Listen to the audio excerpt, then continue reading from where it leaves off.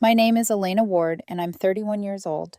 You'd think that with time, memories would loosen their grip, soften around the edges, blur like old photographs. But some memories don't fade. Some stay sharp, razor sharp, no matter how many years you put between yourself and the moment your world split open. For me, that moment happened when I was 13 at a grimy roadside gas station, with flickering lights, cracked pavement, and the smell of burned rubber baked into the air. But to understand why that night still sits behind my ribs like a shard of glass, I need to take you back a little further to the house where I learned the art of disappearing, long before anyone actually noticed I was gone. I was born into a family that from the outside looked almost painfully ordinary. A father, a mother, two daughters. A neat front lawn we were forced to mow every Saturday, matching Christmas sweaters. Church on Sundays, even when no one inside our home practiced anything resembling kindness. But behind the closed blinds and the polite smiles to neighbors, we were a household held together by tension, silence, and unspoken rules that always tilted in someone else's favor. My father, Richard Ward, was a man who believed he'd pulled himself up from nothing. He came from a working-class background, got a stable job at a regional hardware distribution center, and treated that paycheck like it was proof he was better than everyone else. He was gruff-loud when he wanted to be, and colder than stone when he didn't. Everything had to be earned approval, affection, the right to exist in his space. But even if you earned it, he'd find a way to tell you it wasn't enough. My mother, Diane, was quieter, but somehow even harsher. She had the face of a sweet neighbor, always smiling in church, always ready with a soft hello to people passing by. But at home, she floated like a phantom through the halls, appearing only long enough to correct, criticize, or remind me how inconvenient I was. She didn't raise her voice like my father. She didn't need to. Her silence did the damage for her. And then there was Tessa, 2 years older than me, their favorite. Loud, charismatic, athletic, confident, everything they applauded. She could crash a bicycle into the neighbor's mailbox and my parents would blame the mailbox. When she stayed out late at 14, they called it independence. When I forgot to rinse a spoon, it became a 30-minute lecture about disrespect and irresponsibility. It wasn't subtle. I was the afterthought, the obligation, the mistake. By the time I was 11, I had already discovered the survival skill I'd rely on for years: stay small, stay quiet, stay invisible. I stopped asking for help. I stopped trying to share good news. I stopped inviting friends over because if my parents ignored me, they'd ignore them too. And humiliation hurts worse when someone's watching. Teachers complimented my grades. My father dismissed them. I earned an A. My mother didn't look up from folding laundry. Tessa brought home a crooked, finger-painted flower drawn in 2 minutes. They practically threw her a parade. But the real breaking point came on my 12th birthday. I didn't expect presents; those ended when I was about 9, but I hoped they might at least remember. Just a simple happy birthday, something to confirm I was seen. I came downstairs early. My father was yelling at the TV, my mother was painting her nails. Tessa was eating cereal with one leg propped on the chair. No one said a word. No card. No cake. No acknowledgement that I existed. I hinted about a friend who shared my birthday. My mother responded with an absent without lifting her eyes. That night I sat on the back porch staring at the stars, realizing maybe for the first time that children don't always grow up loved. Some grow up tolerated. The next year, things got worse. I struggled with math and failed a quiz. My father ripped the paper in half without even reading it and told me I'd be lucky to bag groceries one day. My mother poured herself a glass of wine and walked away. I overheard them talking that night from my room directly above the living room. My father said, "She's dead weight." My mother replied, "We should have stopped at one kid. She's nothing like Tessa." I stared at my ceiling for hours, feeling something inside me quietly fold in on itself. They began forgetting to pick me up from school. Often.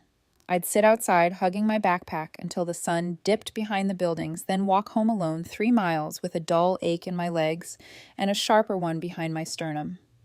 When I asked my father why they kept forgetting, he said, "You've got legs, don't you?" And that was the end of it. By the time I turned 13, I was emotionally non-existent to them. They tolerated my presence like background noise. They didn't hit me, didn't scream every day, but the neglect was its own form of violence. And then one sweltering summer afternoon, they surprised me. My parents told me we were going on a small road trip. Just us 3. No distractions. No Tessa. They said it like a treat, like something a daughter should be grateful for. And I was.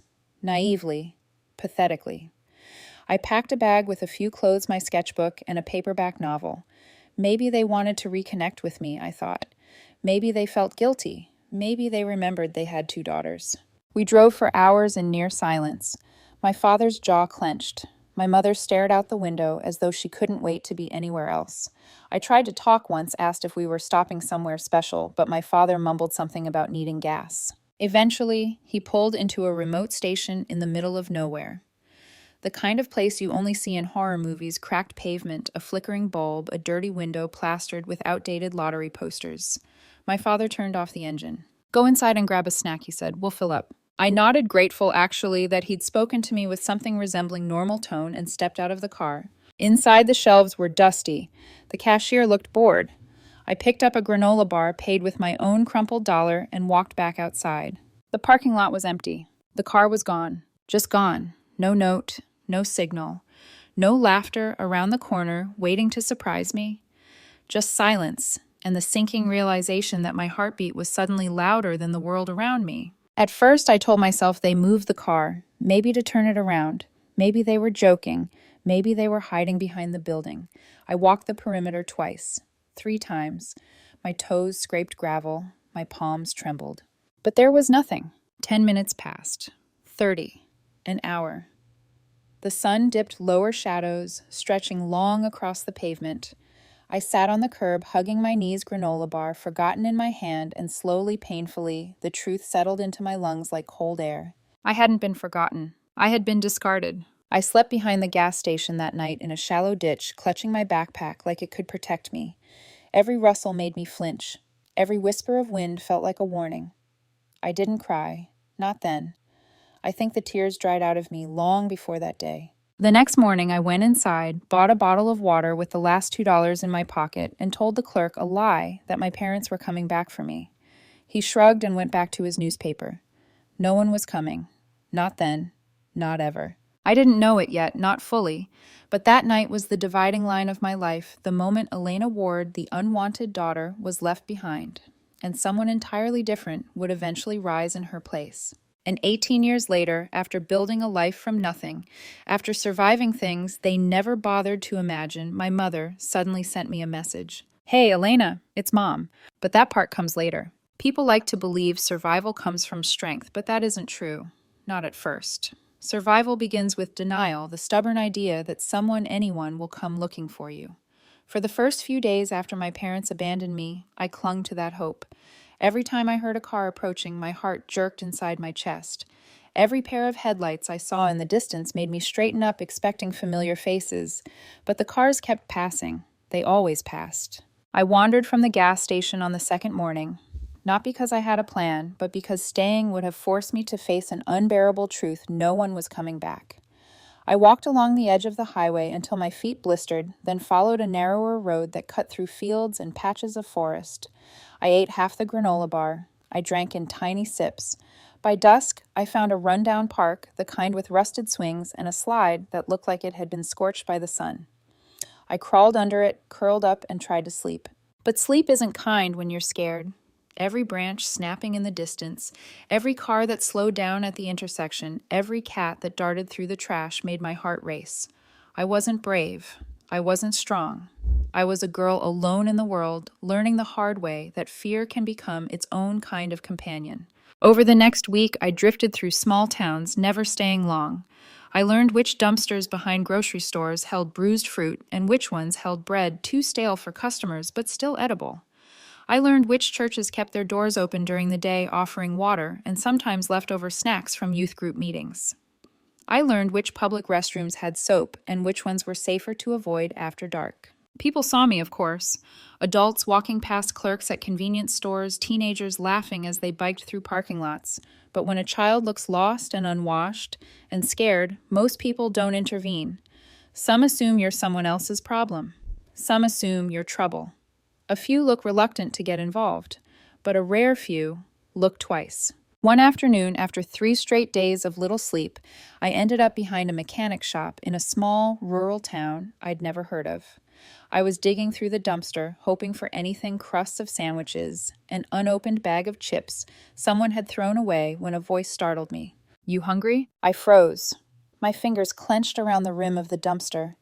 When I turned, a large man in grease-stained coveralls stood near the back door chewing sunflower seeds. He looked like someone who'd spent decades fixing things with his hands. His hair was graying at the temples, and he had the kind of stern face that could break into kindness if it wanted to. I couldn't speak, I just nodded. He jerked his chin toward the shop. "Come on." Every instinct in me screamed not to trust him, but hunger has a way of muffling fear. I followed him inside. The shop smelled like motor oil dust and metal. He pointed to a counter where half a hoagie and a bottle of orange soda sat.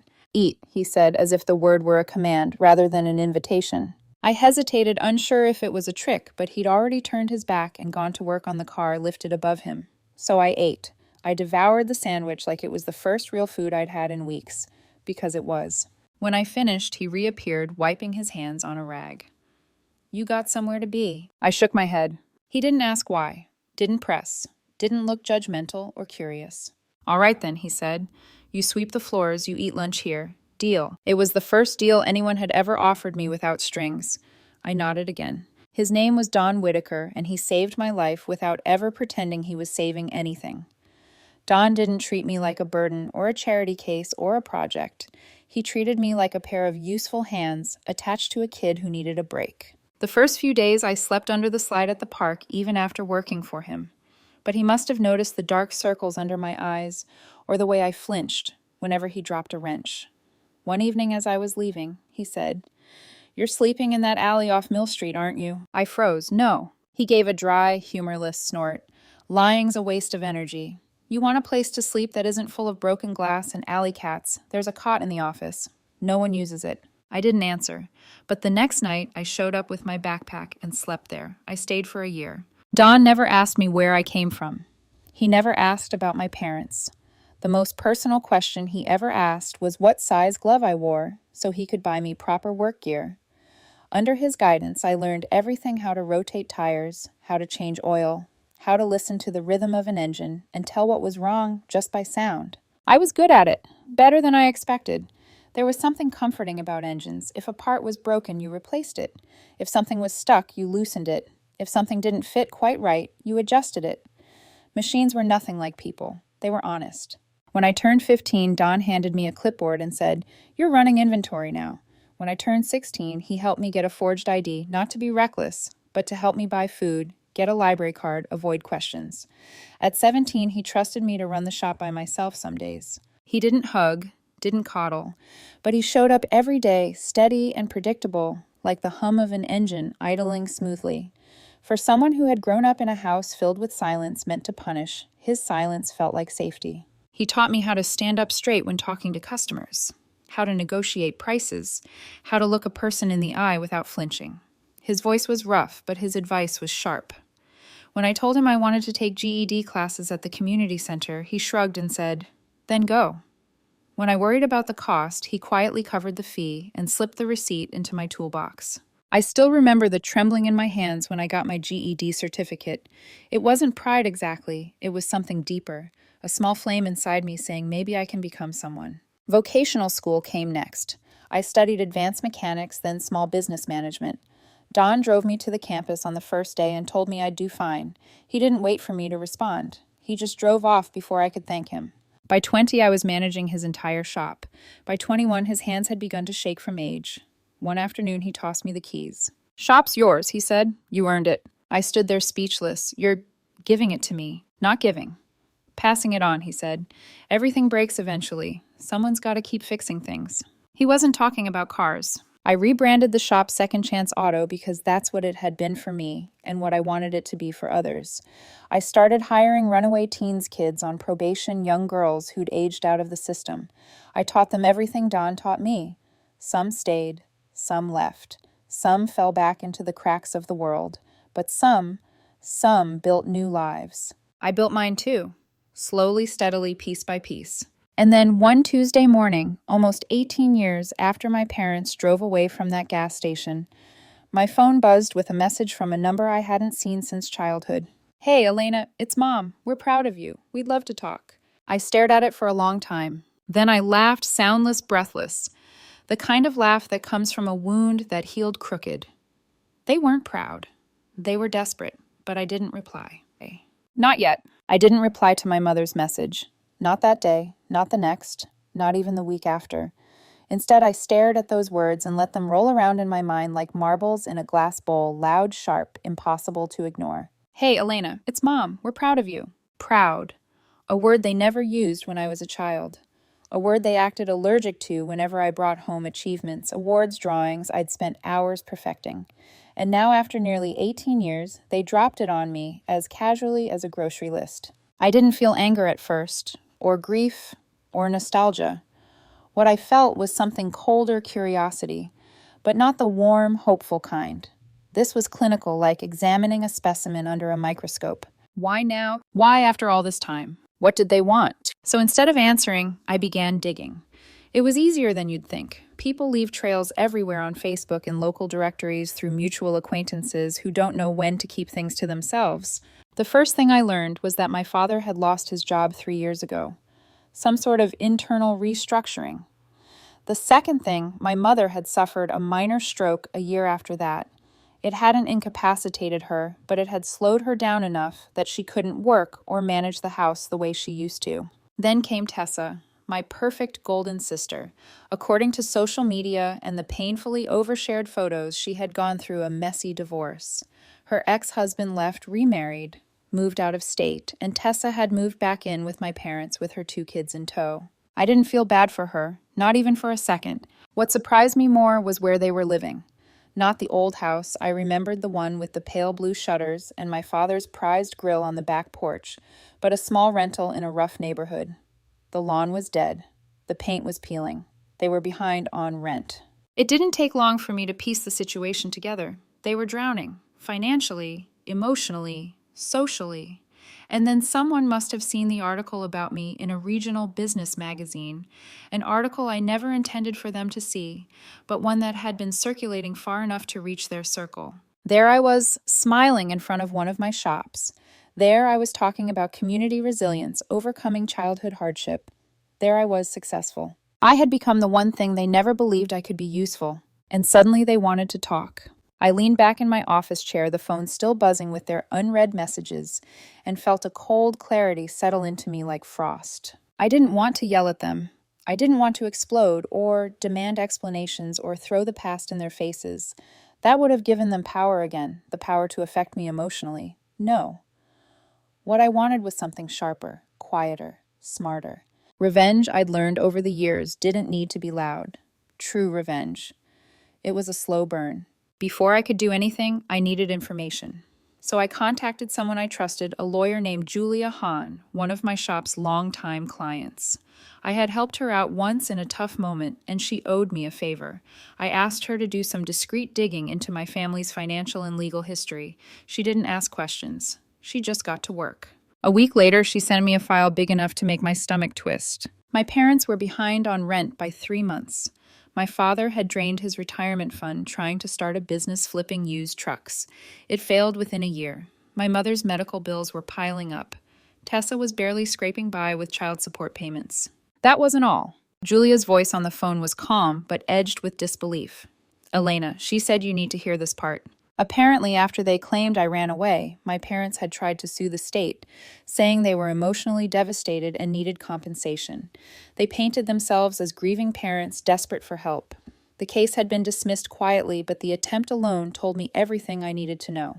They didn't miss me. They didn't worry about me. They used me. And now they wanted to use me again. I hung up the phone and stared at the wall for a long time. Don's old framed shop sign hung there. Second Chance Auto.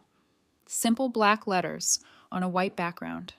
A reminder of the life I built with hands that were once too small and too afraid to do anything but tremble. I wasn't trembling now. For the first time since my mother's message appeared on my phone, I felt something resembling purpose. If they wanted me back in their lives, they would get me, but not the way they wanted. I started small. I reached out to an old neighbor from my childhood, a kind woman named Brenda, who used to hand me cookies through the fence when my parents forgot to feed me anything after school. I hadn't spoken to her in years, but she recognized my voice immediately. Elena, oh my goodness, we thought... Her voice wavered. We thought the worst. I know I said keeping my tone neutral. I heard my parents told people I ran away. That's what they said. The police came. They said you left a note. But something always felt off. It never sat right with me. My throat tightened, but I didn't let it show in my voice. Brenda. I asked, how are they now? She sighed deeply. Your father's more bitter than ever. Your mother's health is declining.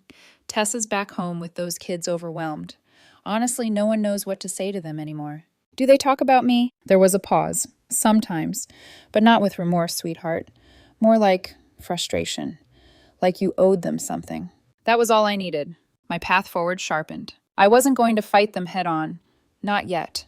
People like my father thrive on confrontation. They've trained their whole lives for it. But what they weren't prepared for was silence, distance, precision. I approved a regional magazine request that I had turned down 3 times before a polished profile about my business, my advocacy work, my rise from abandonment to success. I made sure they didn't mention my parents by name, but the implications were clear enough. When the article was released, it circulated quickly, faster than I expected, reaching local politicians, business owners, churches, school boards, and my family. That week, my phone buzzed again. This time, the message wasn't from my mother. It was from Tessa. Hey, Elena, I saw the article. We should talk. Not, I'm sorry, not we thought you were dead, not we failed you. Just we should talk, as if she were inviting me to coffee after a minor disagreement. For the first time in a long time, I smiled. Not out of happiness, out of understanding. Tessa, the girl who once framed me for stealing the girl, who watched our parents humiliate me without lifting a finger, was now asking for a meeting. But a meeting wasn't what I planned. Instead, I messaged Brenda again. Do you still have that old church contact list? I asked her. Yes, she said. Why I need you to invite my family to a community event. Tell them it's about resilience and local entrepreneurs. She didn't question it. I rented the small community center under one of my side companies, nothing that would draw attention. I invited other speakers, real ones, people who overcame their own struggles. The night was framed as inspiring, hopeful, ordinary. But the final speaker would be me, and I made sure my family would sit in the second row where the lights hit most clearly. The night of the event, as I stood behind the curtain in a tailored suit microphone in hand, the coordinator whispered, "Your guests are here." I peeked between the fabric folds. There they were, my father stiff as ever, my mother pale and aging hands trembling in her lap. Tessa arms folded, scanning the room with guarded curiosity. None of them recognized the name Elena Ward on the program. But they would recognize me. And tonight the truth wouldn't come with screams or accusations. Tonight it would come with a spotlight. When they called my name, the applause was polite, distant, respectful, unaware of the storm brewing, just 3 rows from the stage. I stepped out from behind the curtain, the lights warming my face, the polished wood beneath my heels, echoing faintly as I walked. The room smelled faintly of old carpet and coffee and paper cups, the scent of community events everywhere. But tonight the air felt charged, as if it knew what was about to unfold. My father was the first to recognize me. His spine straightened, just a fraction, but enough to be noticeable. My mother's hand flew to her mouth, her eyes widening until the whites showed. Tessa leaned forward in her seat, blinking rapidly like she was trying to process an optical illusion. I didn't look at them directly. Not yet. I stopped at the podium, smoothed my notes unnecessary. I knew the speech by heart, and let silence settle. The room quieted. Chairs creaked. Someone cleared their throat. Good evening, I began, my voice steady level, betraying none of the tremors I felt inside. My name is Elena Ward. A few heads nodded. Most eyes were on me, but I could feel 3 sets of eyes burning hotter than the stage lights ever could. I own Second Chance Auto, I continued. But before I tell you about my business, I want to tell you how I got here. A tiny shift in the second row, my father crossing his arms, my mother shrinking into herself, Tessa tightening her jaw. I could feel their panic beginning to rise even before the room understood why. When I was 13, I said I learned that love can disappear, that family isn't defined by blood, and that sometimes the people who are supposed to protect you are the ones who break you the most. The audience leaned in. People always lean in when they sense a wound about to be uncovered. I grew up in a home where I tried to be small, I said, not because I wanted to be, but because that was the only way to survive. I spoke softly, but every word filled the room like heavy air. I was the forgotten one, the quiet one, the one who brought home good grades and received silence, the one whose achievements got lost in the shadow of a golden child. I learned early that invisibility was safer than disappointment. My father's jaw twitched. My mother's fingers trembled against her lap. Tessa's face remained unreadable, but her eyes were locked on me with an intensity that almost felt like fear. One summer, I continued my parents took me on a drive. Just the three of us. I thought, maybe they wanted connection. Maybe they remembered I existed. I heard a soft murmur ripple through the seats. We stopped at a remote gas station. They told me to go inside, get a snack. And when I came back out, I paused, inhaling slowly. They were gone. Gasps scattered through the room. A woman in the front row covered her mouth. A man shook his head in disbelief. The murmurs grew louder, incredulous, horrified. I kept my voice low, steady. They left me there, 13 years old, a backpack with a book and a few clothes. No phone, no explanation, no goodbye. My eyes drifted finally to the second row. My mother's tears spilled silently. My father's grip on his own arms tightened until his knuckles went white. Tessa's breathing quickened, her shoulders rising and falling in short bursts. I slept in a ditch that night, I said. And the next morning I started walking. I didn't know where I was going. I just knew no one was coming back. A hush wrapped around the room. Even the lights felt dimmer. But I didn't die in that ditch, I continued. I didn't disappear. I found my way to a mechanic shop owned by a man named Don. He fed me, no questions asked. He gave me work. He gave me shelter. He gave me a chance, something my own family never did. I let the truth sit there heavy as iron. That shop saved my life, and years later, when Don retired, he passed it to me. I renamed it Second Chance Auto because that's exactly what it was. A second chance, not just for me, but for every kid I hire. Kids who were forgotten, abandoned, overlooked. Kids who remind me of the girl I once was. The audience applauded softly, some standing halfway out of their seats with emotion. My mother sobbed quietly, shoulders shaking. My father stared straight ahead, expression rigid, but eyes dark with something unspoken. I wasn't finished. I share this story, I said slowly, because some people think blood defines family. It doesn't. Actions do.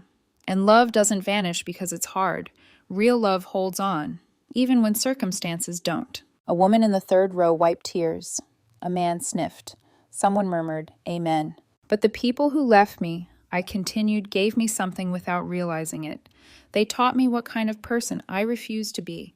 They showed me the importance of compassion because I knew what life looked like without it. I closed the folder on my notes, not because the speech was over, but because the story had already spoken for itself. I stand here tonight, I said, not as a victim, but as proof that you can start again, that you can be thrown away and still rise, that a child abandoned can grow into someone powerful, someone whole. I let the last words hang in the air before I finished quietly.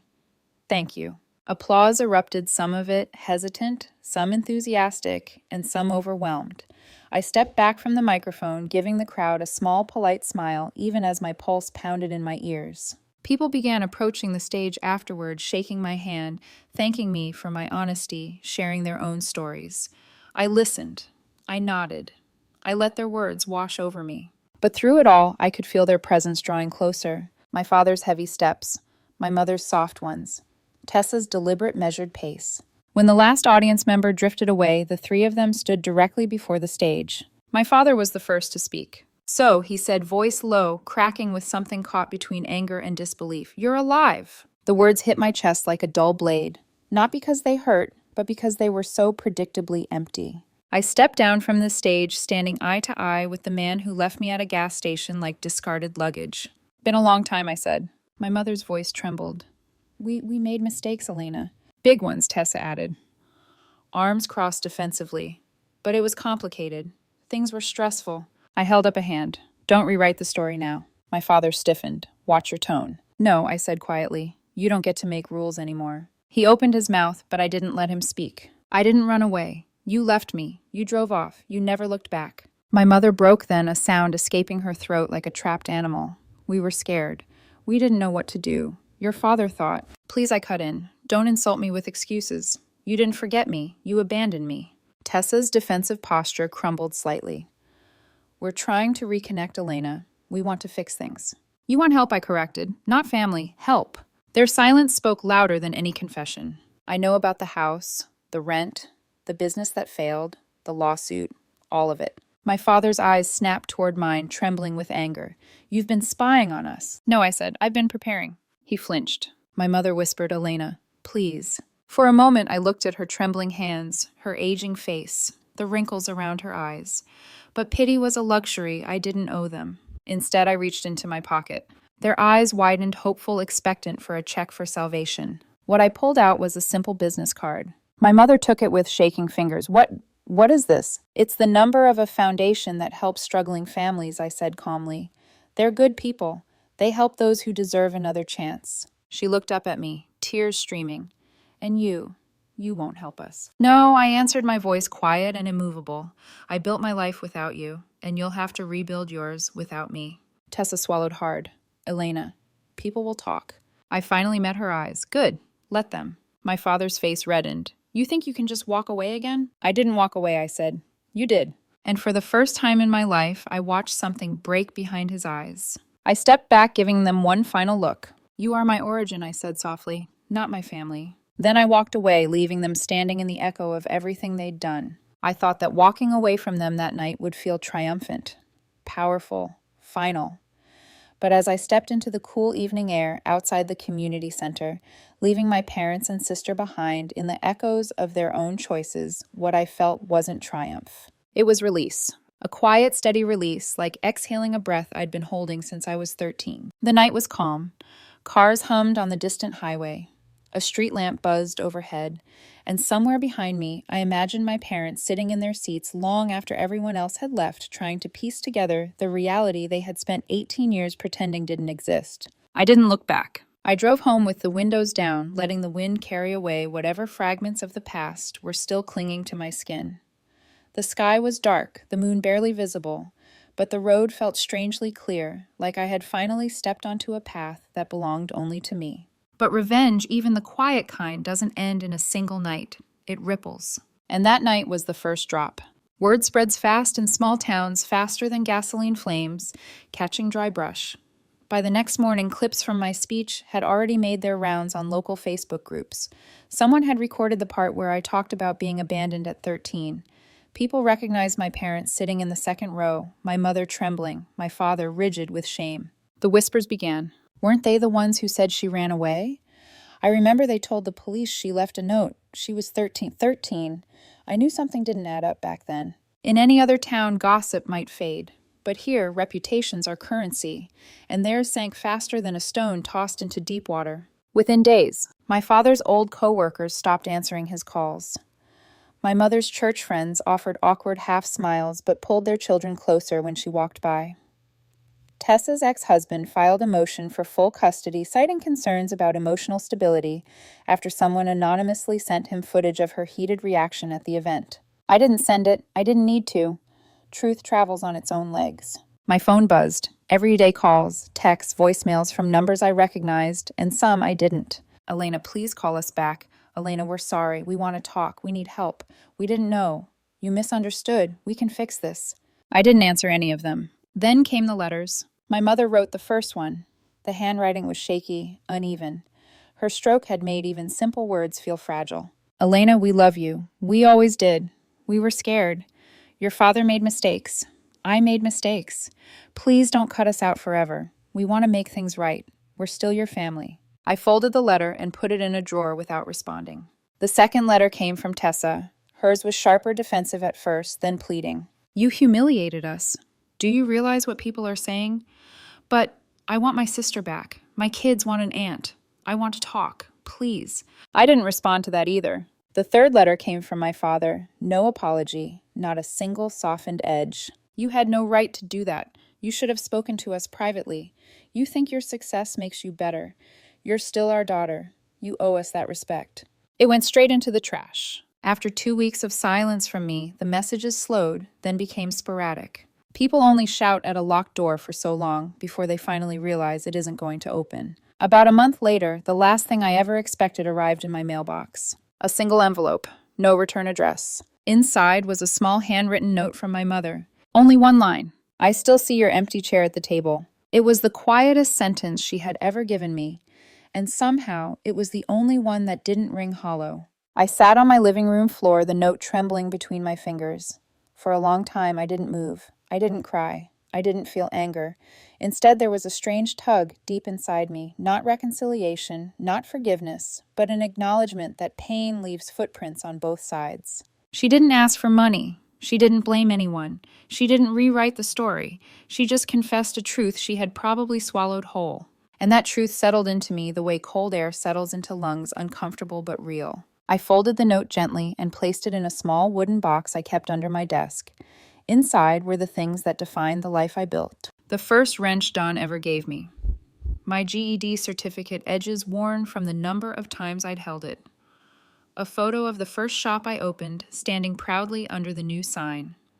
And now my mother's note, the only honest sentence she'd ever spoken to me.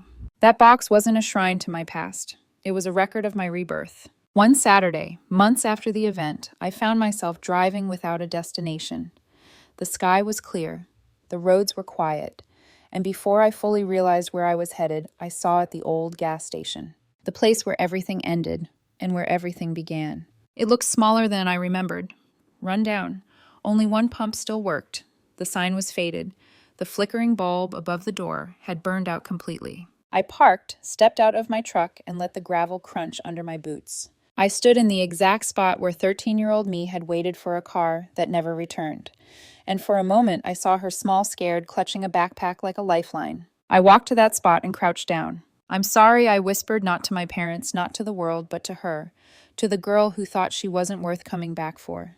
Then I added softly, "But you survived. You kept going, and look where you are now." My throat tightened as I stood again. Inside the gas station, I bought a bottle of water and placed a folded $20 bill on the counter. For the next kid who might need it, I told the clerk. He looked at me strangely but nodded. When I walked back to my truck, the wind picked up, carrying the faint scent of gasoline and dust, the same scent that had lived in my nightmares for years. But this time it didn't feel suffocating. It felt distant, like a chapter finally closing. I got into my truck, started the engine, and caught my reflection in the rearview mirror. Not a frightened child, not a forgotten daughter, not someone waiting to be chosen. A woman who built a life with her own hands, piece by piece, bolt by bolt, heart by heart. And for the first time, I said aloud, firm, steady, certain, I made it. Then I drove away, leaving the past exactly where I found it. For a while after visiting the gas station, life settled into something almost mundane. My days returned to the familiar rhythm of engines humming, tools, clinking customers, chatting about weekend trips and flat tires and sudden dashboard lights they swore just came on by themselves. The team I'd trained and mentored moved confidently around the shop kids, who once felt lost, now laughing freely as they worked. For the first time in months, maybe even years, I felt still. But peace has edges. And even when the past is behind you, its shadow sometimes stretches farther than you expect. It started with a knock on my office door late one afternoon, a soft, hesitant knock, the kind that said whoever stood behind it wasn't here for an oil change. "Come in," I said, expecting a customer. Instead, Tessa stepped inside. I hadn't seen her since the night of the event. She looked different, older, but not in the way time ages people, more like someone who'd been walking through a storm without an umbrella. Her makeup was smeared beneath her eyes, her shoulders slumped, and she held a crumpled tissue, like it was the last thing tethering her to composure. "Elena," she whispered. I didn't stand. I didn't offer her a seat. I didn't soften. She sat anyway. I didn't know where else to go," she said, voice quivering. A part of me, the part that used to cry on the cold tile floor at 12 while listening to our parents praise everything she did, wanted to ask her to leave. But another part, the one shaped by Dawn's quiet mercy, waited. "What do you want?" I asked. She flinched at how direct it sounded. "It's bad," she admitted. "Mom's health is worse. Dad can't find work. The church won't help them anymore, not after, well, you know." Her eyes darted away. "And my ex filed for full custody. He's using the videos, the gossip, everything. I'm losing my kids." I didn't move. She swallowed hard. "I'm not asking for money, I swear. I need to know why you hate me so much." "Hate." It wasn't hate. Hate requires attachment. I had severed mine years ago. "Tessa," I said evenly, "I don't hate you. I just stopped being willing to shrink so you could shine." Her breath caught. "Is that really how you saw it?" "It's how it was," I replied. "Every time something went wrong, you let them blame me. Every lie you told came at my expense. Every bruise on my confidence came from being compared to you." She shook her head slowly. "I was just a kid." "So was I said. "But they didn't abandon you. Tessa broke then. The tears she'd been holding back spilled over, and her shoulders shook as she bent forward, burying her face in her hands. "I'm sorry," she choked. "I'm sorry for everything. I was selfish, immature. I didn't understand what they were doing to you. I didn't want to understand. It was easier to pretend everything was fine." Silence settled between us again, heavy but necessary. When Mom got the stroke, she continued. She kept calling out your name. Not mine, yours. It drove Dad crazy. He said you were ungrateful, but every night she whispered the same sentence in her sleep. We left her. We left Elena. And I didn't know what to do with that. My chest tightened, not with pity exactly, but with something complicated and sharp-edged. "What do you want from me, Tessa?" I asked quietly. She looked up, eyes red and swollen. "I want you to tell me if there's any chance at all, that you could forgive us." Forgiveness. A word that felt too heavy to hold. I leaned back in my chair. "I don't know," I said honestly. "What happened wasn't a mistake or a misunderstanding. It was a choice. A deliberate, cruel choice. And it shaped my entire life." She nodded slowly as if she expected that answer. But I continued, "I don't want revenge anymore. I've said what needed to be said." Her shoulders loosened, a small hint of relief crossing her expression. "But forgiveness," I said, "that's not something I can force. It's not something I owe you. It's something that might come someday, or might not come at all." She absorbed that quietly. Then she stood, wiped her eyes, and whispered, "Thank you for not slamming the door in my face." "I never said the door was open," I replied. She managed the faintest, bitterest smile. "I know. But at least the light's on." Before she left, she hesitated at the doorway. "You know, they miss you." I didn't look away from her. They miss the version of me they could control. That version is gone. She nodded once, then walked out of the shop with slow, heavy steps. I exhaled deeply when the door closed. The past had a strange way of trying to return, not to apologize, but to see if it could still hurt you. But this time it couldn't. A few weeks later, I received a letter not from my mother, but from the foundation I had directed them to. Elena, the director, wrote, "Your family applied. We interviewed them. They're struggling, but sincere. Your mother spoke highly of the daughter she lost. We approved partial assistance." I reread those lines several times. I didn't feel triumph, or satisfaction, or vindication. I felt distance, healthy distance. They would get help not from me, but from people who believed in second chances. People who helped without asking for explanations. People like Dawn. The cycle might break with them, or maybe it wouldn't, but it had broken with me. And that was enough. One evening after closing the shop, I drove out to a quiet lookout point outside town. The horizon was tinted gold, the sun sinking beneath the fields, the world softening into twilight. I leaned against the hood of my truck, the metal warm beneath me. For years I thought healing meant going back to the moment of abandonment, back to the people who hurt me, back to the explanations I never received. But standing there listening to the wind rustle through tall grass, I understood something new. Healing wasn't going back. It was going forward without asking for permission. My phone buzzed with a text from my boyfriend Mark. "How's work, long day?" I replied. "Should I bring dinner?" I smiled. "Yeah. Pad Thai." He was another second chance I once thought I didn't deserve. Someone who saw me fully. Someone I let in slowly, carefully, piece by piece. Being loved the right way felt strange at first, but slowly, steadily, I learned. As the sky darkened, I whispered something into the wind, not to my parents, not to Tessa, not even to the girl I used to be. I whispered it to the life I built. You were worth it. I got into my truck, turned on the headlights, and drove toward a future no longer defined by the people who tried to bury me. I didn't forgive them, but I freed myself from them. And sometimes that's the better ending.